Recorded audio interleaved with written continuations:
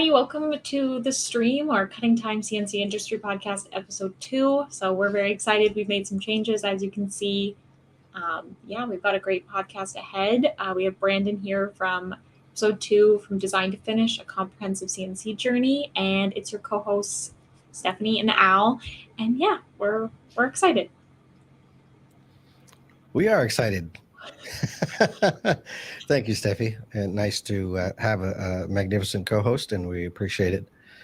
Brandon is a real exciting guest, and today's journey is really about more than just one thing. So we're going to get started shortly.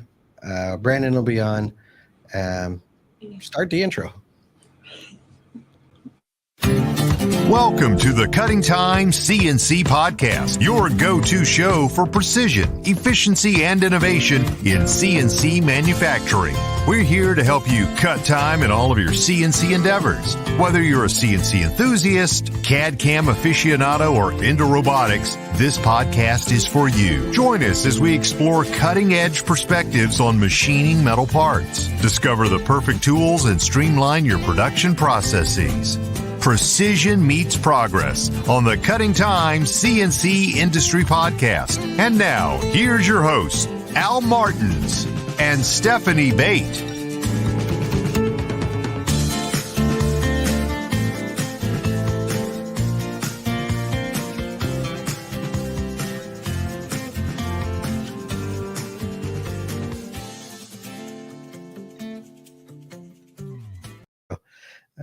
I really do like that intro.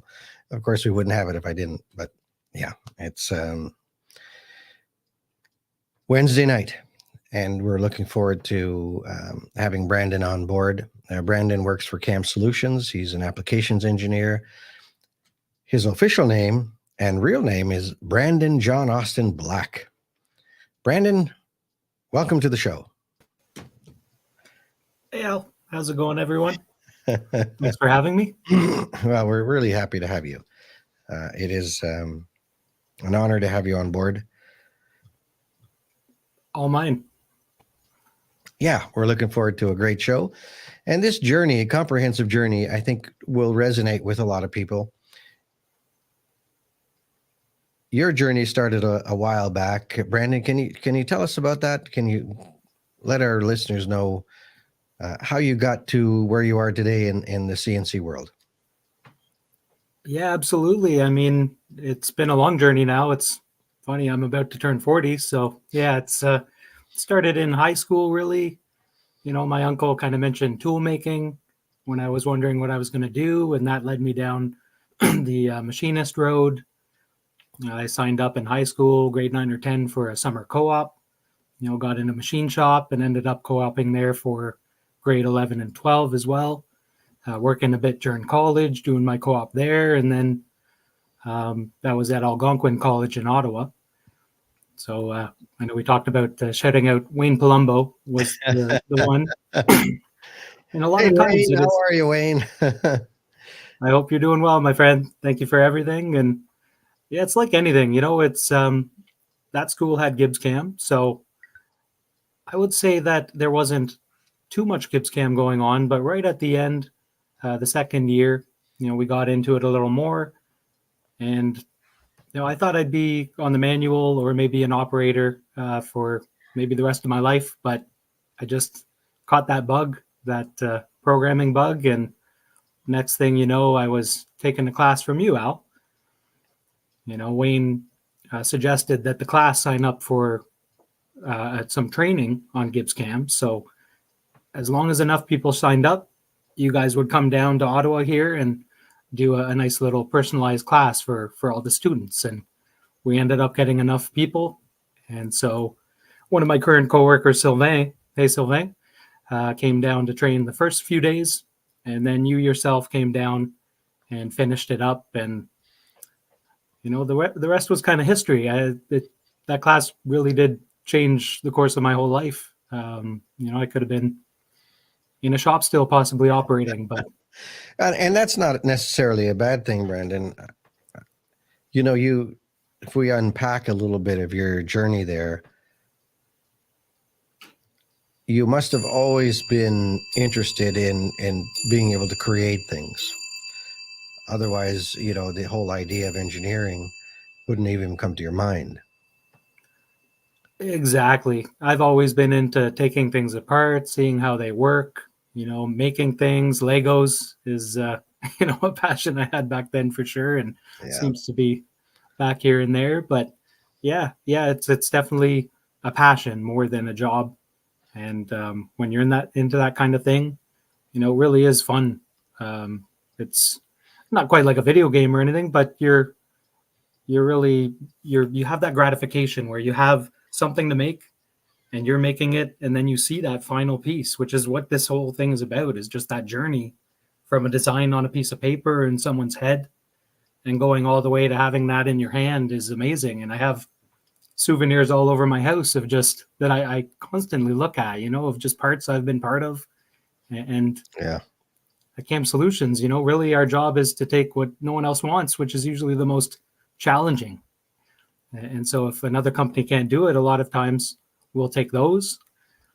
Not saying they're all the harder jobs, but it's amazing what I've seen in my career thanks to that course change in my life. Well, it is interesting how directions change based on the realities at the time.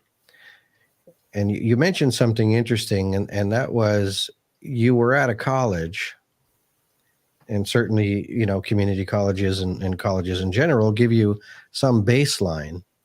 But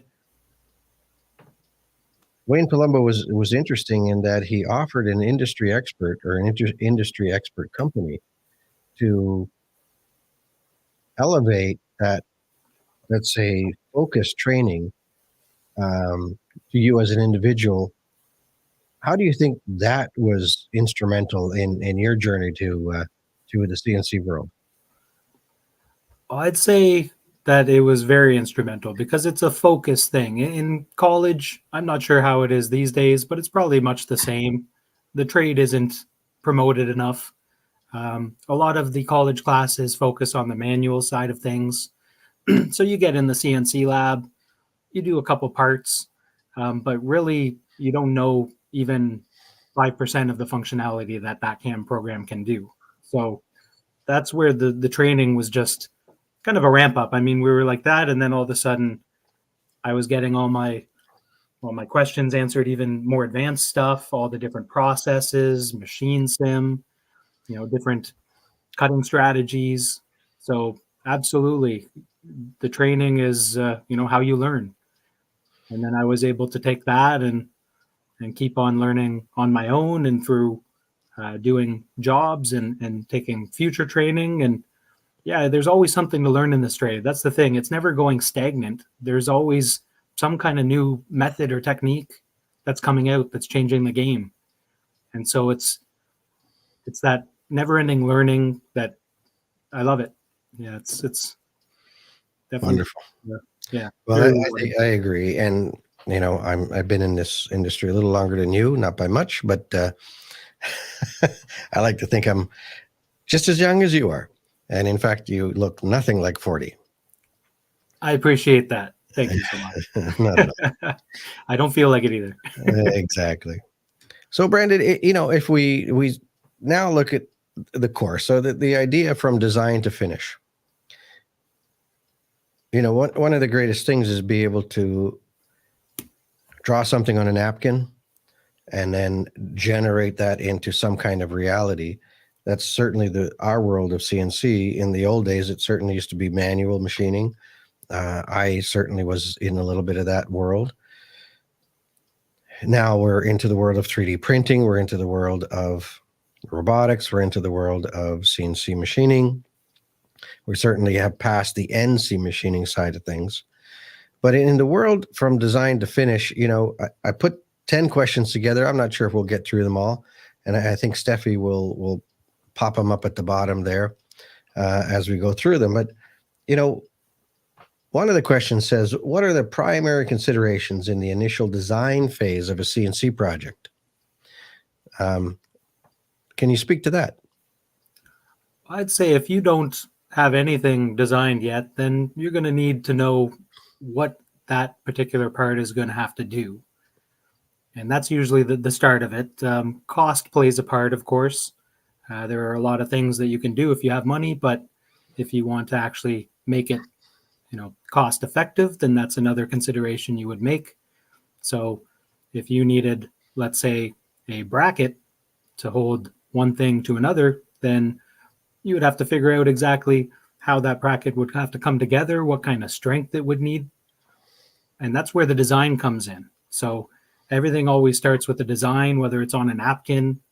There may not be too many prerequisites for it, so you can just cut it from there. But some parts, they get designed for years, and they're doing testing, fluid dynamics, temperature, everything in the CAD side, just to make sure that part is actually going to do what it's supposed to do. And then very often you end up with revisions as well. So you're testing. If that fails, you learn what fails, and you make it better. And that's just the natural evolution of anything, like a car or an airplane, anything at all. But when it's just a concept, it's just an infant. I think, Brandon, you and I have been involved in the industry for a long time, and I think the industry in general knows kind of the combative world between the engineer and the manufacturing guy. Yes. Sometimes engineers will create things that are, in fact, almost unmachinable or not practical. Not because they're bad engineers, just because they have no idea about how it's going to get machined on the shop floor. So, oftentimes you'll get a print and you say, well, we can machine it your way as per the print, and it might cost you this number of dollars per part, or we can machine it the practical way and it'll cost you this number of dollars per part. Do you really need a 1/10 tolerance on a clearance hole? That was always the interesting part of manufacturing for all of us who were on the shop floor. So I think the considerations in design are pretty important initially, like you said, for all those multiple reasons. But even just to look at a part as an engineer, for all of you engineers out there, look at a part and really analyze, do you really need to have the tolerances you're asking for? Do you really need to have sharp corners? Is there another way to make this work? And that's exactly it. You stole my idea. Definitely sharp corners is one that comes up. And, a lot of times it's just a simple contacting the engineer and saying, hey, can we just get a rat in there? And he's like, oh, yeah, for sure. That's just hanging out in the open air, And so it's really a team thing that, it keeps costs down, because every sharp corner, everything, every surface finish that is really fine, it all costs money. It's so absolutely 100% true that the tolerance thing, usually when you're new, you think, hey, I'll put a tight tolerance just to make sure it comes out how it is. But that could be floating in the air, and you may not need that at all. And that's what a tolerance is for. Do you need a 32 finish? Do you need a 125 finish? What really is the finish you require here? That also has a bearing, obviously. Yes. Typically, better finishes require more time, possibly even follow-up operations, some kind of polishing or manual operation afterwards. It's all going to require time, up the cost. And yes, you get a part, you want to make it perfect, but if you're looking to make money and make that cost effective, then you work in those tolerances. So if you're given the room to play, then that will also affect your tooling selections. There you go. Yeah, absolutely. Yeah, that whole idea of the cost of tooling, if you want that better finish, you suddenly need a carbide holder with a smaller insert radius, and maybe even some holders that have hydraulics built into them to isolate vibrations based on a bore and so forth. And we digress a little bit, but yes, that is certainly adding to the cost, because now if you have to buy special tools to achieve a resultant on a clearance hole, it might be just a little overkill.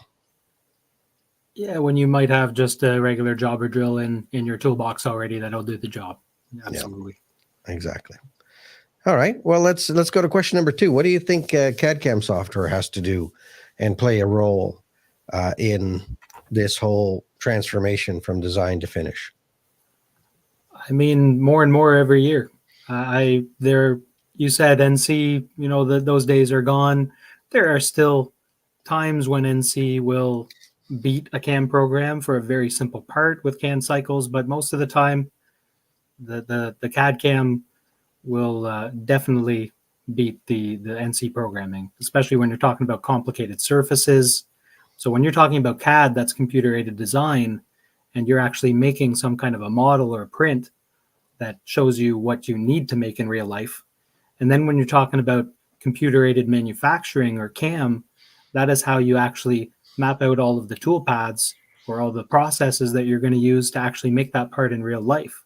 So the more complicated the part, many parts you just couldn't do them any other way, or it would take you a lifetime possibly to do the calculations. Or it's just maybe not a lifetime, but we've made parts with files. It's true. That's right. If you like doing that, by all means, go ahead. But they made the I'll use my pyramids. gift cam. They made the pyramids without Milwaukee tools.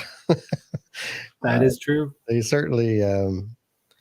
Someone had to make the first machine to make the next machine, and yes. Exactly. And there are so many different CAD files and programs out there. A lot of them are free, or a lot of them are just hundreds of dollars a year.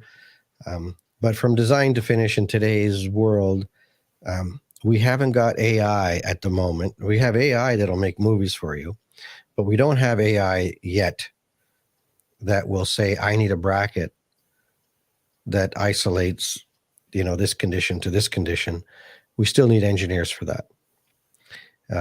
So in that side of things, being able to use obviously the CAD side and bringing it into the CNC side or the CAM side will allow us to get us closer to our finish. Yes, it will. Yes, at one point AI may take over the world, but it's not quite there yet in manufacturing. Not yet. Hopefully not until I'm long gone. I need a job. And hopefully we'll be alive long enough to see it. It'll be interesting to watch. So that brings us to our next question. What are some common challenges encountered during CNC machining? The processes that need to be overcome. And I think this is an important piece of the puzzle.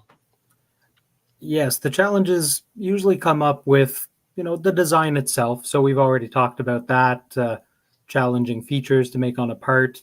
And if you have to make it, because you can't always just get a change, then you need to either have the proper machinery to do that, proper tooling. And when you're talking about tools, you're talking about the entire machine, holders you touched on, fixturing, and then can you make it more efficient? You can do it in multiple setups maybe, but with another machine, you may be able to limit those setups. And generally, less hands on the part is better, especially when you're talking about production, where you're wanting to create many parts at a time. But that is a big challenge. Of course, some materials can also be quite hard to cut. So, learning how to cut them, learning the right techniques is important. You can destroy tooling very quickly if you don't cut certain materials the right way. So all of that comes into effect. And you need to know a lot of things when you're a machinist and when you're programming. I think a lot has to do also with of course, tooling and what type of tooling you're using, what type of machine tool you're using, as you suggested, and the work holding. All of that you've kind of attributed in your comments, but when you're going from design to finish, those are truly important things. Because even when you're creating, and I know you've made a lot of programs for companies around the world through CAM Solutions, when a customer comes to you and asks you about, how should I machine this part? Those are what kind of questions do you ask him? Let me ask you, what do you ask them first? I mean, if I can see the design, if you can see the print, that tells you a lot of things about what they require. I would usually ask them, what kind of machines, like you say. I mean, you can't really have a weak point in the whole setup, or else that is your bottleneck. So I normally ask what kind of machines. I normally ask what kind of work fixturing, if they're willing to purchase more different work fixturing, which I can recommend, or they can go to their dealers and whatever those dealers have, and we can pick from the sorts. And yeah, many different vices available, many different tool holders available, like you said, hydraulic, shrink fit. But yeah, I would need to know exactly what they have. Right. Sometimes, and it's not always about cycle time. I have a lot of customers that are okay with eating, an extra hour or two, and they'd rather just use the tooling they have. And that's important to know too. But yeah, usually you're looking to push the envelope. And so if they don't have the cutting edge tooling and they're willing to buy some, then I'm always open to suggesting different methods. Circle segment tools is one that came up pretty recently. I mean, things like volume mill, trochoidal tool paths that are intelligent. You mentioned the additive as well may change the game as it becomes more mainstream. So all of that will have an effect. It does, and I think with experience, work holding is a big aspect of it, because in your design, if you had a part that had to be machined on 2 sides or 3 sides or 4 sides, based on the machine tool and based on how you're holding things, you're going to get a different resultant program on the cam side of things. So even in the design side, if you are designing something that needs to be machined on multiple sides, that has to be taken in consideration when it comes down to the costing of the part and the company you give it to. So if you had a part that was machined on 3 sides or 4 sides, and you gave it to a company that had a 5-axis machine, you might get a better resultant costing to machine that part than you would for a company that maybe has a 3-axis machine and a vise. Of course, less setups. You can access different features, maybe do it in 2 setups instead of 10. It just depends on the part, but that's exactly the discussions we'd have. And it may even come to the point where, maybe not immediately, but it may be worth it to invest into that new machine and have it pay you back, depending on how many of those pieces you have to do or other future pieces that you'd like to quote on. So yeah, I mean, multi-axis machines, we're talking about multitask machines where, multiple flows are machining at the same time and overlapping and saving you time like that.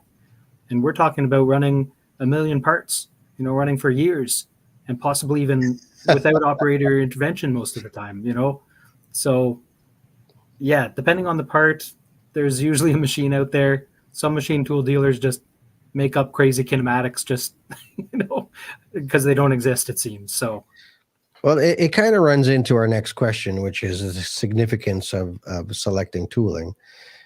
You mentioned that, and oftentimes, the hardest thing, there's many things that contribute to this, but when you have a customer that has, we'll say, a low part count, so he's got to make 4 parts, 3 parts, 2 parts, 8 parts. He's making, or even just a single part, maybe it's a prototype. When he's making a lot of programs per day, because he's got all these different parts to be programmed, it's very different than, as you said, maybe a automotive manufacturer who's going to make a program that's going to last on, a screw machine for, a year, 2 years, 5 years. It's a very different methodology. So in regards to tooling, how would you address those 2 different challenges? No, you're right. It is where you're putting the time. So if you're running that forever, maybe you do take a little bit extra time on the program side, find the proper tooling that's going to last, and, squeeze every last second out of it. And that pays off in the long run. But if you're just doing 1 part, you're probably just trying to get it done. You may abuse the tooling slightly, depending on what it is. It's a cost versus time thing all the time, but yeah, definitely it plays a part in that. And I'd say that there's, like anything, there's cheap and there's expensive, and you don't always save money by going cheap. And that's very much like with tooling. No, I agree. I certainly remember a situation with a customer in my days of being an application engineer. And the customer came in to buy a lot of machines. I'm going to say a lot. He was looking to buy 8 machines for an automotive application. And those were horizontal machines with 2 pallets, pallet A and pallet B. And there's a tombstone on each one. On those tombstones, there were 2 sides to this particular tombstone. There were 8 parts per side. They weren't significantly large parts, but they would be placed. They weren't hydraulic. The user had to actually lock them in manually with clamps that were toggle clamps in place. The key to winning this deal was being able to get the cycle time for each part down to less than a minute. So effectively, one side was 8 minutes, the other side was 8 minutes, and then the pallets would change, and off you go. So basically in 16 minutes, the pallets would change. So I bring this up because there's other variables and costs involved in manufacturing. This particular customer was paying their people by piecework. So suddenly there's this whole other variable. We got the cycle times and tool life to where they liked it. But in fact, the problem was it was so fast that they were paying too much in piecework. So they had us detune the program so it would last way longer, so they didn't have to pay as much piecework. So it is kind of interesting how even that variable has to be tuned in your calculations as a CNC program, right? It sure does, and you don't always know that up front. Yeah, that was probably something they didn't realize, and they thought they wanted the fastest, and then things change, and things evolve, and you tune in. But that is a good story. I like that. Yeah. You actually wanted to increase it. Yep, it's going too fast, Al. We're having to pay these people too much money. Now come back in here and detune this program. I don't hear that a lot. I got to be honest. So yeah, yeah. No, we don't hear that a lot. But yeah, that was a surprise to me myself. Oh, you want me to slow it down? Okay, we'll figure that out. So yep. We did. All right. So basically, material selections. Question 5. Obviously, that. To young engineers, not everything has to be made out of titanium. True. Maybe you could touch on that a little bit. Yeah, I mean, it goes to cost again. It's true. You can find adamantium, I guess, if for Marvel fans, if you had that, it'd probably be pretty pricey and you wouldn't want to make everything. But yeah, it's all about what you're making. So if you're looking for something light and strong, that might be one thing. You might be actually wanting it to be heavy, a small part to be really heavy. So that could be a different material as well. You may want some kind of a abrasive resistance, softer, harder. So there are tons of different materials out there, and people making alloys all the time that cater to all these different strengths and weaknesses. Machinability also comes into play, where some of them aren't as easy to machine as others. So, and then processes after the fact too. You may be hardening or plating somehow and using a cheaper material for most of the part, but then putting a different material where it counts.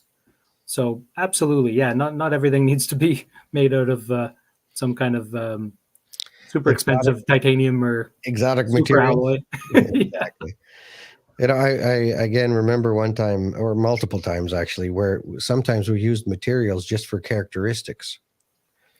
So in munitions, for instance, where we would have to be machining, in fact, we'll say materials that are explosive, we would use characteristic materials and measure the heat that the insert would create so that the actual material would be manufacturing wouldn't ignite. And that's always an interesting combination.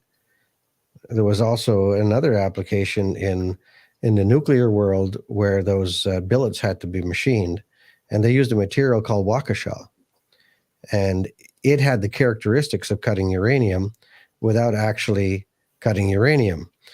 And that's also an interesting situation you get involved with. So sometimes you're actually in the prototype stage, manufacturing or machining with materials that have characteristics of what the reality will be before you get to the reality. 100%. Yeah. Yeah, that reminds me of a magnesium fire I think we had in one of the shops I worked at, where just the right combo of materials was in a bucket. Weld spark got in there and you just couldn't put that thing out. You had to smother it, and it was like lava melting. And I've heard of the whole machine just going up and right up to the ceiling and just burn through the ceiling. So yeah, it's interesting you say that, because I also worked with a company down in Detroit area that had exactly that situation. They were manufacturing high precision, high performance heads, and they were magnesium. And when that machine caught fire, it was a column straight up like a laser. They had buckets of sand, but the sand even wasn't enough to get that. They had just too many chips left in the bed. So they learned from that to get the chips out of there as quickly as possible, because all those chips just melted that machine down.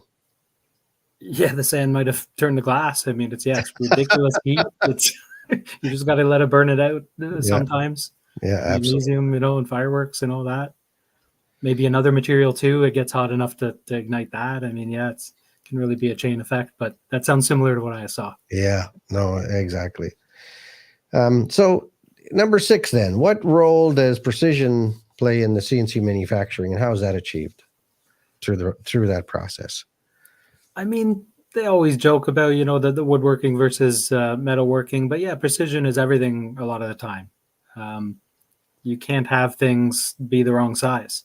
And we're talking about, you hear a thou tossed around a lot. And that is if you took an inch and cut that into 1,000, that's what we're talking about. Tolerance is smaller than that. We're talking about cutting that into 10,000, and tolerance is smaller than that. So it's not a perfect world. If you can zoom in on the cut, at some point you'll see it's not going to be perfect. So that's where tolerance come in, and accuracy, where you may be allowed more accuracy in some parts, like you joked about.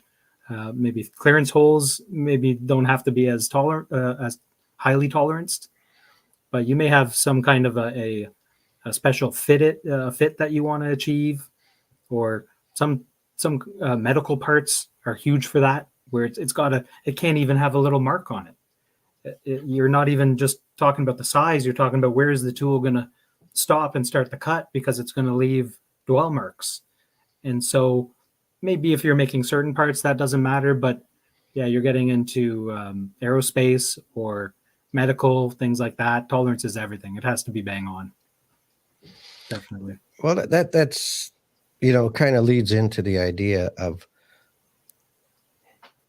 you have the spec tolerance in a print, plus or minus a thou, plus or minus a tenth, or plus a half a thou, minus nothing, whatever the value might be. But you also have the finish, and what are you starting with? So if you're starting with a solid model, and that solid model is non-prismatic, so it's faceted, it's got facets everywhere. So now you need to machine this surface, or you need to machine this radius, but it's actually a billion lines as opposed to a circle, that also creates problems. So how would you speak to that in a CAM system or some resolution to be able to generate a better resultant from a bad model? It depends. On the CAD side, there are some tools to fit surfaces. So yeah, you do sometimes get that. You see a lot of STLs, but even regular models can have that going on. So on the CAD side, sometimes there are tools to do that. On the CAM side, same kind of thing. You run into a lot of splines, they usually call them. And so there may be some way to smooth out those splines within a given tolerance so that you end up with not only a better finish, but on the machine, it's less code. So we're talking about being able to fit, into a control, possibly having enough buffer to actually keep up with all the code that's coming to it.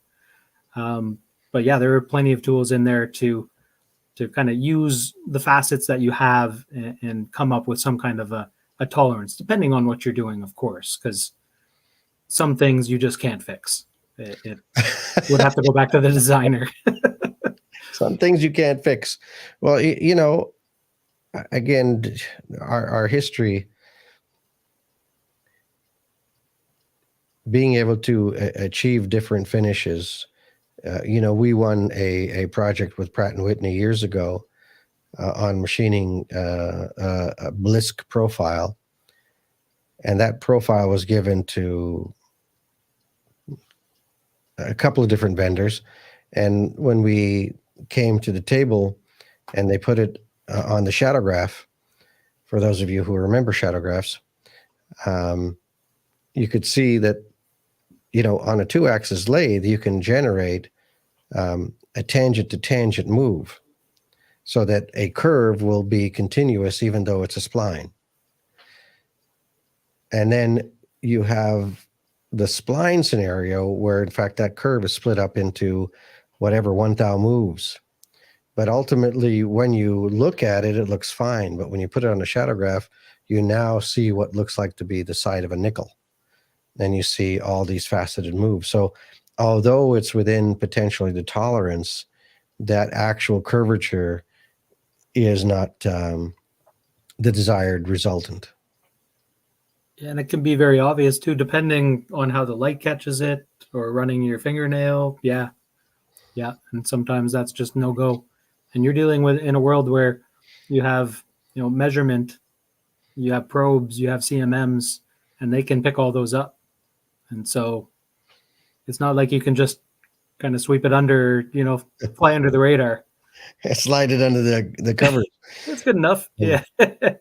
It wasn't that long ago we were machining with G105, which were NURBs. We don't hear much of that anymore. But NURBs were also designed to be able to look at a string of code and, isolate the curvature so that it would create a smooth finish on a mold, as opposed to a billion line codes going through. Yeah, it's before my time, but I want to say non-rational uniform B-splines was the NURBs. Yes. Yeah, that's a NURB. Good job. Don't see it as much anymore, but yeah, I know what you mean. Yeah, no, absolutely. And of course, if you have a legacy program or you have a program that has, I'm going to say megabytes worth of code, then you need a DNC system to be able to manage something like that. Even with some of the hard drives in machines today, not all of them can manage the number of codes that are coming in. Yes. Yeah, I just had a program today, a 5-axis program. Yeah, many, many megabytes. And when you're talking about a hard drive on a computer, that's one thing. You usually have a lot of terabytes nowadays. But yeah, CNC controls really don't always have enough space. So yeah, you would look at having to buffer that in somehow, which DNC system can definitely play a part in that. Oh, exactly. I think I saw Steve Anderson out on a comment here, and they got a great DNC system that really is able to manage that kind of stuff. So a shout out to you, Steve, and eNet DNC. It's a solution that really helps for programs that are that long, that need to be buffered, or drip feed, for those of you who remember that term. Yes, drip feed and also monitoring, and very impressive system. Yeah. So, okay, we go into number 7. What ways does automation enhance the efficiency and accuracy of CNC machining? Well, you can look at the automation, in a couple different ways. Within a CAM system, you're talking about maybe macros, different plugins that are made to create parts. So if you have a family of parts situation, then absolutely that would help, because you're talking about taking a skilled programmer and being able to replace them, possibly not replace them their job, but have a less skilled programmer just entering data points. So one that we had, I think it had a PDF there, and you would just put in the dimensions, and those dimensions change, but the part doesn't really change the actual features on it. So you put those in, and it goes through the program, and you're talking about cutting hours and hours of programming time, and also mistakes. Because whether it's in the CAM software or you're talking about automation as far as robotics, maybe loading the part, transferring the part, robots make less mistakes. They also don't get sick, as everyone jokes about. So the automation in that case, or machines that can transfer parts between, fixturing that it has in there, it's all less hands on the part, less chance of mistakes, usually faster. So automation on all levels you're seeing, and then possibly AI automation in the future, Terminator programming the part for you. I mean, Skynet, you never know. Brandon, I know automation is a broad term, and you covered a lot of great pieces of that. I think the plugins and macros are a big time saver. Also processes. So if you're doing the same thing but different every day, there's a better way to do it. There's no reason why you have to re-enter tools. There's no reason why you have to re-enter processes, depths of cut. You got a new part, you should be able to just apply the toolpath on the next part, which is similar materials, similar tolerances. All the properties are similar. There's no reason today why any of that has to happen. You can just apply the process to another area or a feature. You also have plugins. So in a situation where you have family of parts, parametrically, there's no reason why you have to start redrawing everything. Put in some numbers, and magically you have the part ready to cut. So those are easy pieces of automation that don't require robots, that don't require anything else. But if you're re-entering the same values every day, something's wrong. Yes, you can pretty much save everything, and template files and saving tools, like you said, saving processes. Yeah, it's all repetitive work that you don't have to do, and you could be using somewhere else to make more money. Absolutely. So how about quality control? Let's speak about quality control and inspection and how the CNC world, what can we speak about there? It varies like anything from shop to shop, but it usually starts with the operator, because they know the part that they have to make. So usually you'll have some kind of a first off that you're checking the part, making sure you're tuning it in. And in those cases, the tool doesn't always cut like it magically cuts in the CAM software. So you're talking about possibly compensating for dimensions that aren't right, finishes, like you said, maybe even going back to the CAM software and tuning things in. And then that should run fine. But you're also seeing a lot of probing these days. So a probe can measure a part, whether it's inside of the machine while it's running, before it even finishes. You can have in-cycle inspection where it goes, it cuts something, it probes it. If it's wrong, it recuts. Because tools wear, you have things like run out, machines aren't always in the vacuum of space and in a perfect scenario, vibrations. I mean, there are so many factors that heat. I've actually heard stories, horror stories of parts. Make 1,000 parts. They look great. They go down south or up north to a different climate, and all of a sudden, because of the temperature or something in the climate, they're all out of tolerance and they're useless. So all of those come into play. I mean, you may have some softer materials where you're freezing it, to cut it, and then you have to know exactly how much it's going to shrink and expand. Yep. Yeah, there's so much that's even before you even get into the QA side of things, where that may be the operator's job or a whole QA team to check the parts and make sure that they're actually within the tolerances that are spec'd out before they're sent out. In a temperature controlled room with specialty equipment, and it's huge. I mean, you can't send out parts that are wrong. No, obviously not. And ideally, we have that bell curve, and each operator, as parts coming off the machine, are typically measuring a component on the critical areas. So there may be a bearing fit, or there may be certain tolerances which are going to be measured and updated in the offsets on a regular basis. Machine probing has been around for a while, and certainly the ability to use in-machine probing is still not all that common.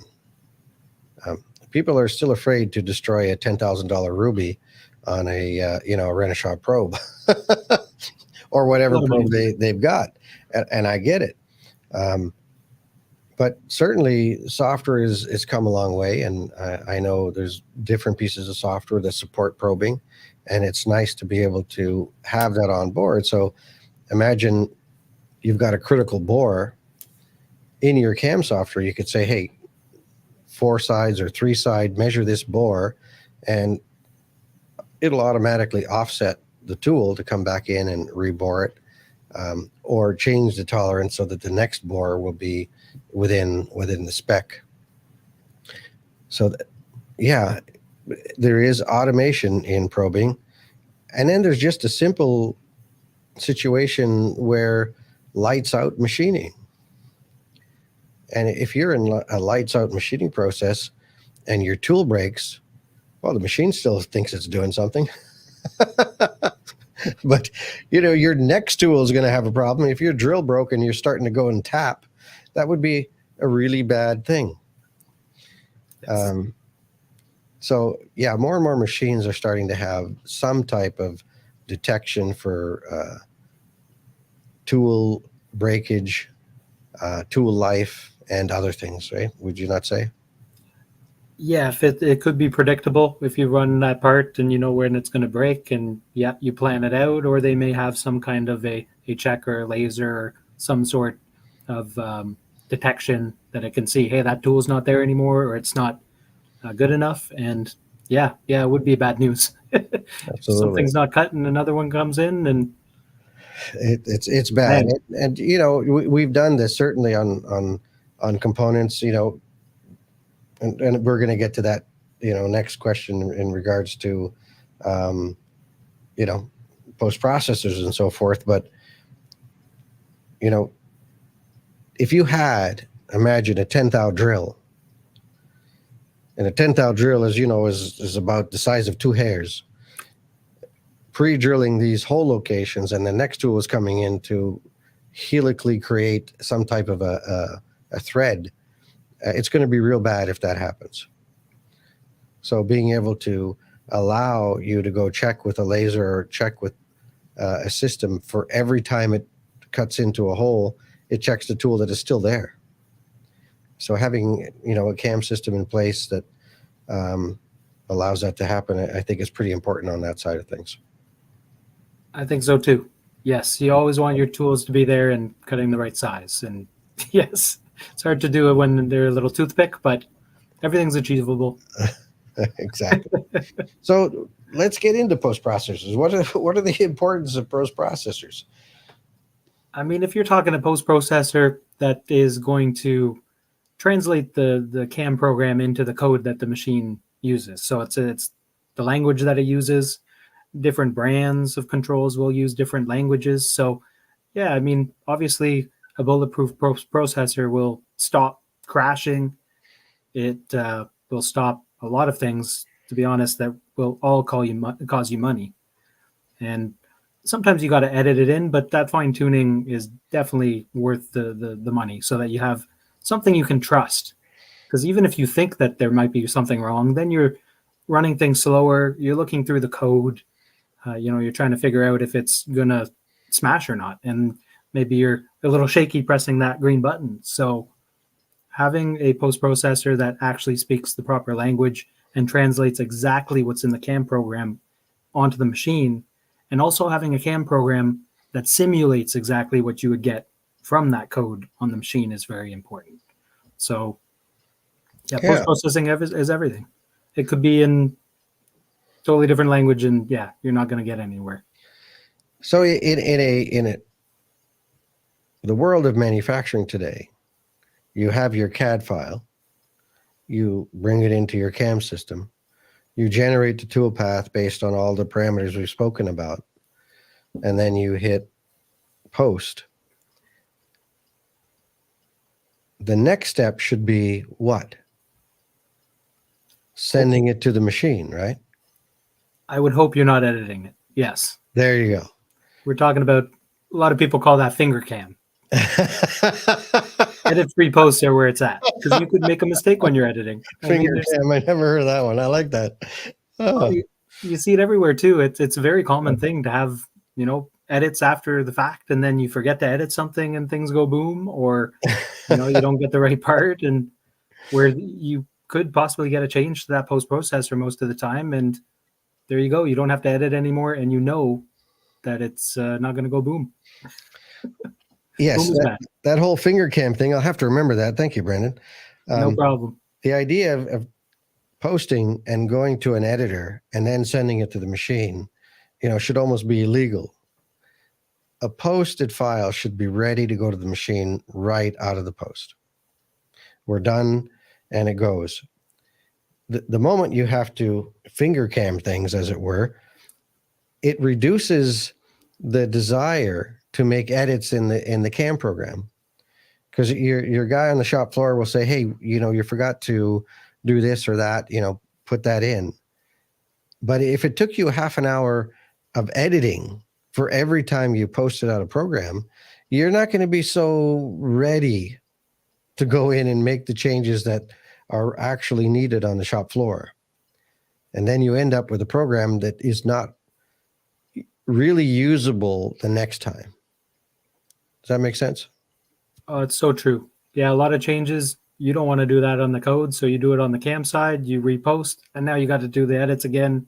You're dealing with copy and pasting operations, and mistakes are bound to happen. So yeah, that's that trust I'm talking about too, where you're not, scared to run the thing, and you're going slow, which also will, you're just proving out a part and then you run more maybe. But if you're talking about a one part at a time deal, that's going to also be cycle time, because the guy's not sure where it's going to go next. Where if you put the time into getting that thing tuned up and you have trust in it, it's going to do what you tell it to, then it's a game changer. Yeah. And it lights out, like you said too. I mean, you're going to prove out the program no matter what, because things happen, but it's a huge help. Huge. Yeah, I agree. It makes all the difference in the world.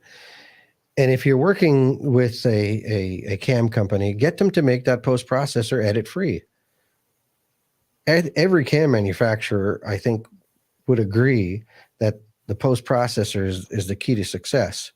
And if you're working with a CAM manufacturer, tell them, hey, I still have to change these 8 lines of code or these 6 lines of code, or every time I turn on a tapping feature or rigid tapping, I've got to do these things. Get them to fix it. Get them to fix it and make it 100% right. That's certainly my recommendation, and I'm sure it's yours too. Of course. That's why we have a team of post processors, post developers that can do that exact thing. Yeah, it's very important. So our last question, Brandon. what are some emerging trends and advancements in the CNC manufacturing world? What insight do you have in your little 40-year-old crystal ball there? Yeah, I mean, you mentioned the AI thing. We're all interested in seeing how that pans out. I don't think it'll take over right away, but more more current things. You mentioned the hybrid machining as well, where you're dealing with being able to print metal. So you can get a lot of features done by printing that you can't do with conventional machining. If you're talking about, even just holes that don't go straight, in molds or this and that. So you're seeing machines now that can print and machine. So you're doing additive and subtractive and mix and matching those. And that's a very cutting edge thing that seems to be emerging more and more. And tooling, I already mentioned the volume mill thing or the intelligent trochoidal, which has been around for a while, but still people, a lot of them aren't using it or don't know of it or are scared of it. Prime turning, different inserts that Sandvik's coming out with. I mean, there's always something else coming out and people are always improving. And that's what's amazing about the trade is you're always relearning things, better ways to do stuff. But it's just natural that people are going to be scared and someone's got to take the plunge and try this thing out and prove that, hey, that's a game changer. And then gradually takes off. And probing has been around for a while, but that's all these things you're talking about.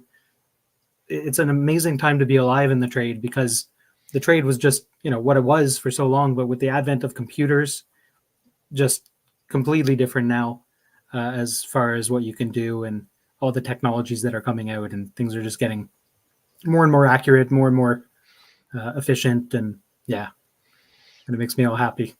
It makes you all happy inside. And it does.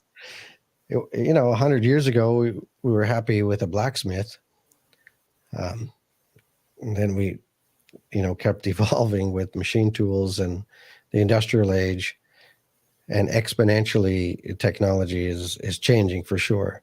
And you've got companies, Makino, Matsura, Okuma, different builders who are creating exactly those machines that are effectively sintering metal and then machining and then moving around and creating components that we could have only dreamed of. We don't have to take a 1/16 ball nose end mill 6 inches deep into a part to create something. We've got a machine that will do that as the part is growing. And thank goodness. Thank goodness, exactly. And so it really is interesting how that technology is changing and making components that were almost machinable today. In the marketplace. So that the technology, we are just at the cusp of some very, very interesting new technologies that are you and I hopefully will see if we live long enough. I think we will too, because like you said, exponential is absolutely, it just keeps on. It's like that, it was like that for a long time, and now it's just like, and who knows what's going to come around the bend. Yeah, always something cool to see. And I think that speaks, back, if we rewind a little bit to an hour ago when we first came on, we talked about your journey in college and then with some, we'll say, private training.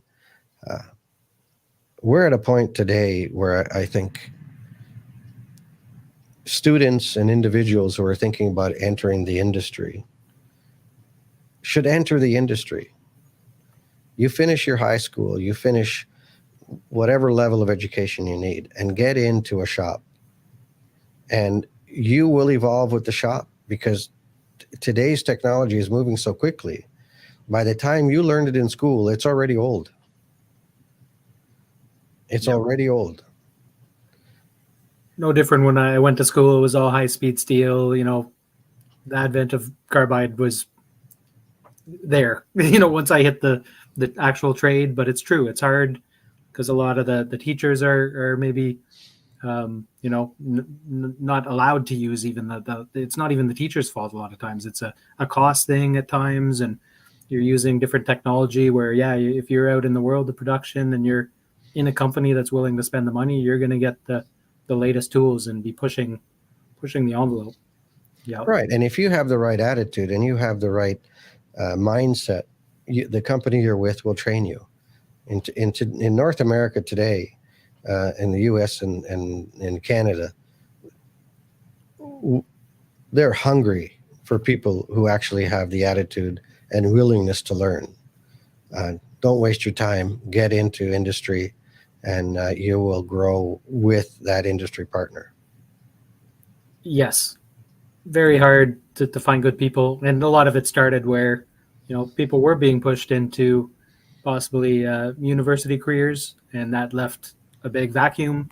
And then really machining, compared to a lot of other trades, doesn't get the limelight at all. So, yeah, I mean, they're desperate for people, some areas. They'll pay you money just to join the job, just to get hired.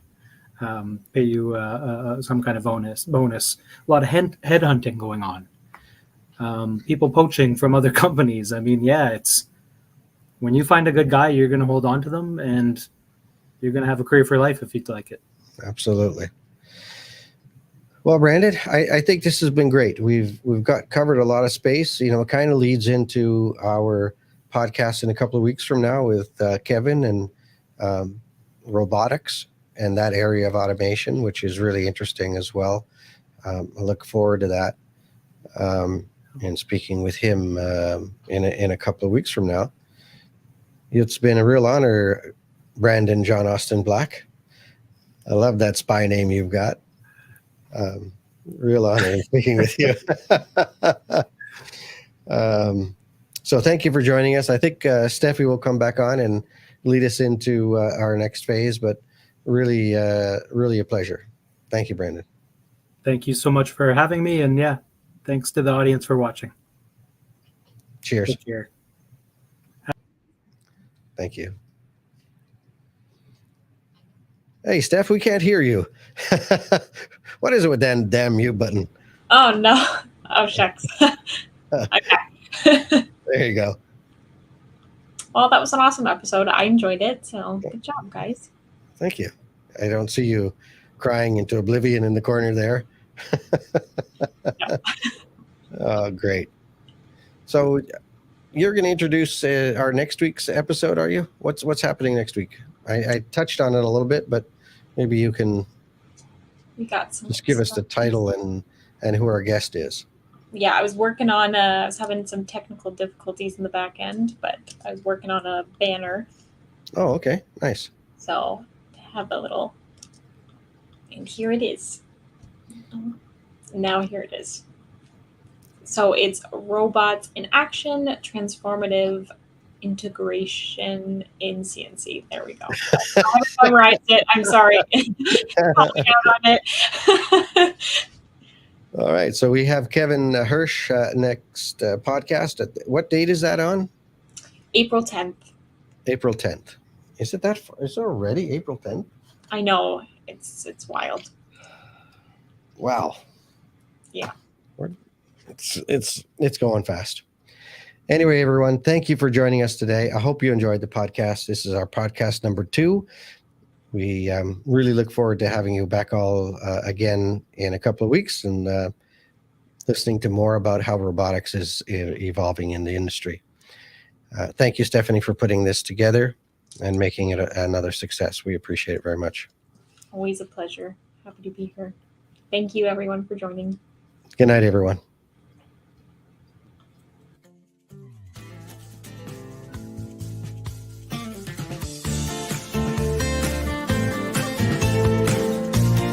Thank you for tuning in to the Cutting Time CNC Podcast, where precision meets progress. We hope you've gained valuable insights into CNC manufacturing and are inspired to optimize your processes for efficiency and innovation. For more resources and to connect with Al or Stephanie, visit us at cuttingtimecncpodcast.com. The link is in the show description. Remember, the journey doesn't end here. Keep exploring, keep learning, and keep pushing the boundaries of what's possible in CNC manufacturing. Make sure you follow the show on Apple Podcasts, Spotify, or your favorite player to get notified about new episodes of the Cutting Time CNC Industry Podcast.